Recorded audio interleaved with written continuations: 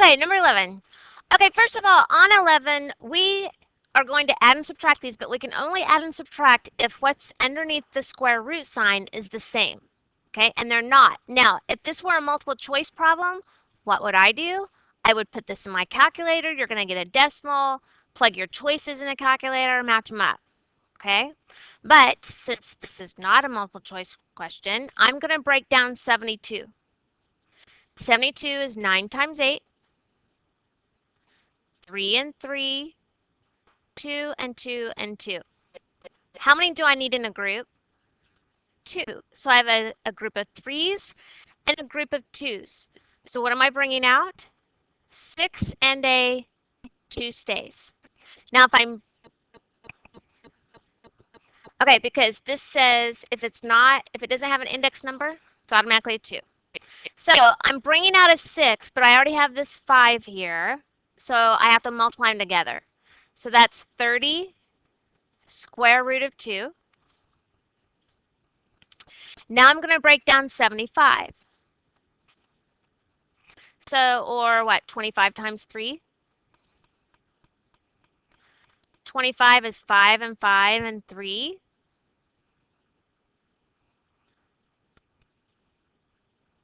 So now I have a group of 5s I can bring out, but a 3 has to stay.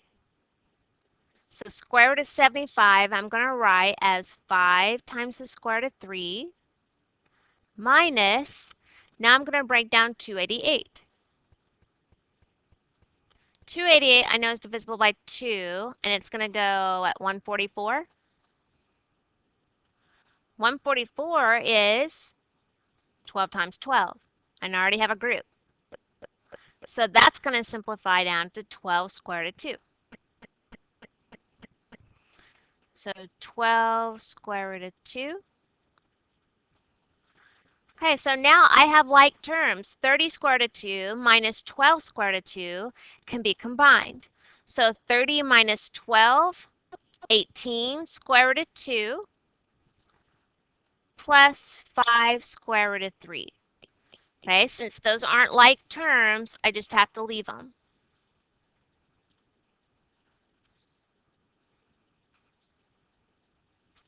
Okay. All right, number 10. This is just breaking it down, see what you can take out. Okay, so I need 3 in a group. 24 is 8 times 3. 2 times 2 times 2 times 3. How many do I have to have in a group? 3. So that's going to be a 2, but I have a 3 that has to stay. A to the 6 means A times A times A times A times A. So I can bring out 2 groups of A's, so that's A squared. And then my B's, I have 5 of them. I need a group of 3. So I have 1 group that can come out. And then how many have to stay? B squared. Okay, now I have students all the time when they write their answer, they'll write everything that's up here except they won't rewrite their index number. Okay, you have to rewrite your index number because if you don't, then that's saying the square root of 3b squared. And that's not what we have, it's the cubed root. Questions? All right, number 9. Same type of problem with number 9, but it's actually getting easier. So this is just square root. Okay, 7 and 7, so I know I'm bringing out a 7. I have x to the 6, so what's that going to be? X to the 3rd, and then y what? Now, here's the deal. On this one, we have something that we haven't done in a long time. I have an even index number, an even power, with an odd answer. Do you remember what we do to those?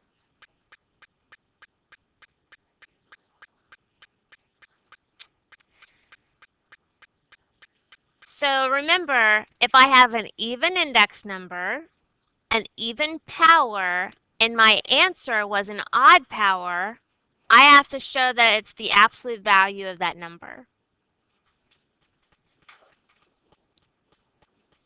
And that's, I mean, it's easy to forget, but, and the good thing is on the EOI test, if that's one of your answers, that will kind of jog your memory to check. Just remember, even equals odd, then I need that absolute value bar around it.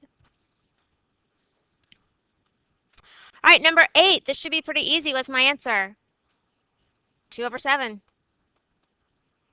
Square root of 4 over square root of 49. 2 over 7. We like that one.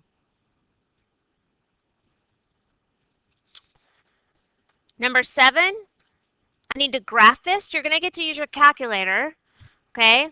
When you're graphing these, first of all, I know that this is going to be shifted to the left too. There's my starting spot. I do want you to put a few points because you can't just, make it as,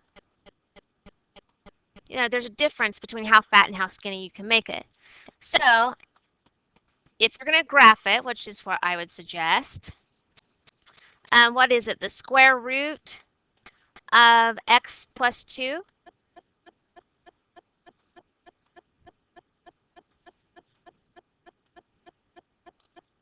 Okay, so it automatically shows us that it's shifted over 2, but then I need another point. Okay, so to get your other point, or at least one or two of them, I'm going to hit trace. And then I'm going to type in, when x is 1, what do I get? Well, it's 1.7. That's kind of hard to graph. Okay, so let's try 2. When x is 2, what do I get? 2. So that's a pretty nice point. So I know that when x is 2, 1, 2, y is 2.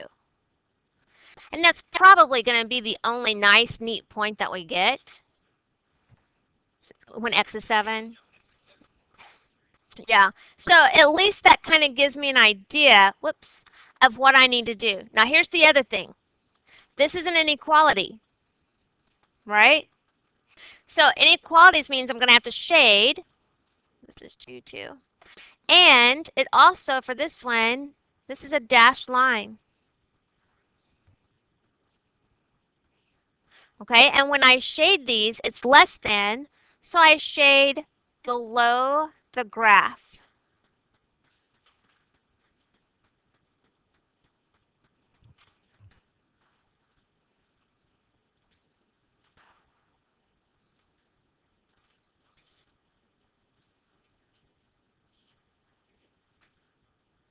Okay? All right, number 6.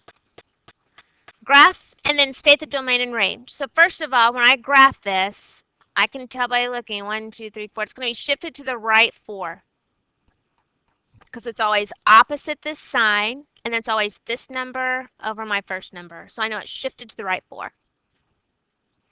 So I can go ahead and graph it in my calculator to get another point. So I have the square root of 2x minus 8.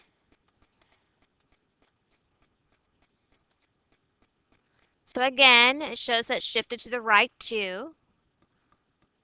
I'm sorry, to the right 4. So I can hit trace, type in 4. There's my point. 5, 6. So I have the point 6, 2. So 6, 2. This is just equals.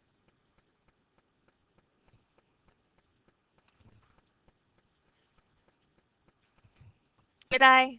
No, sorry. That should be right there.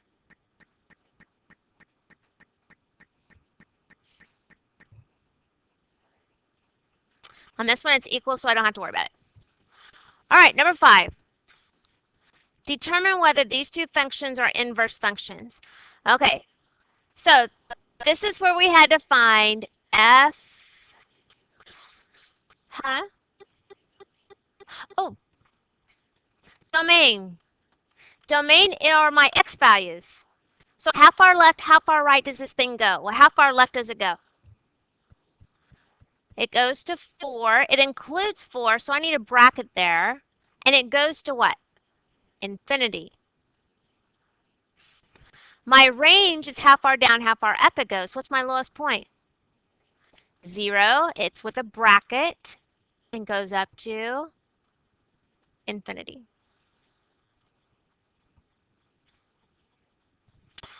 All right, now we're ready for number 5. All right, 5. Determine whether these two things are functions. This is where we have to find the composition of these two functions. F of g of x has to equal x, and g of f of x has to equal x. Okay, so let's find f of g of x first. Well, this means write down my f, and then write down what g of x is equal to. G of x is x plus 3 over 5.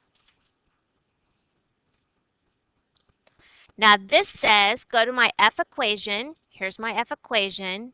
And plug this in place of the x.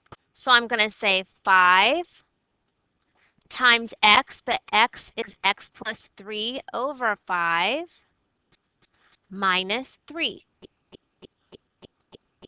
My 5's cancel, and I have x plus 3 minus 3, and I get x. So that's good. That's what I'm supposed to get.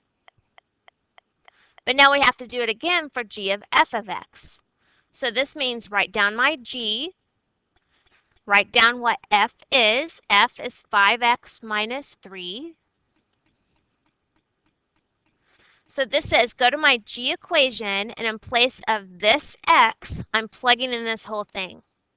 So I have 5x minus 3 plus 3 divided by 5. 5x over 5, x. Yes, they are inverse functions. If I would have gotten something different from my very first one, can I stop right there? Yep.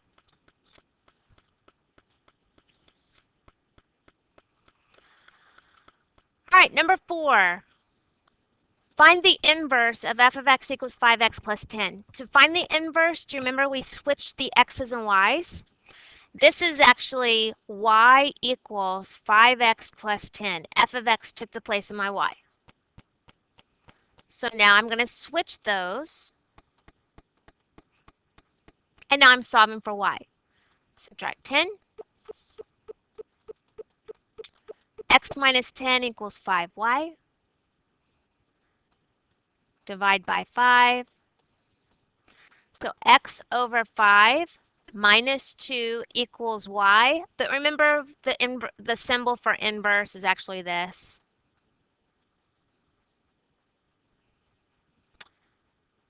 That's my answer.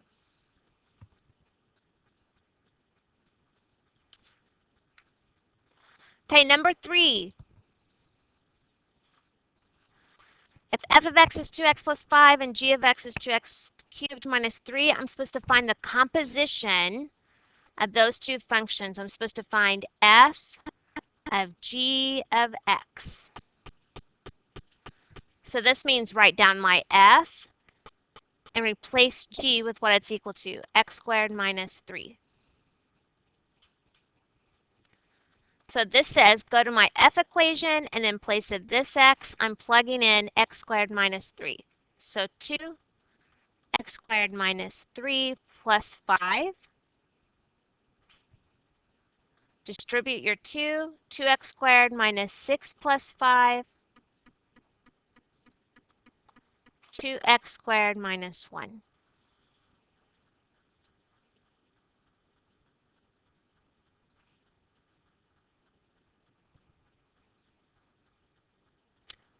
Number 2. Same thing, I'm supposed to find the composition of these two functions, f of g of negative 2. So I'm going to write down my f, but this time I'm supposed to plug what in my g equation? Negative 2.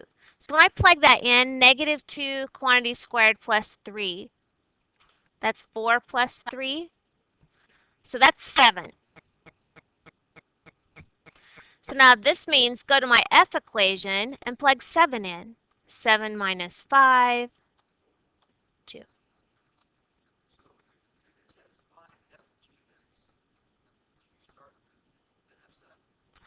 I just rewrite f, and then you do the inside first.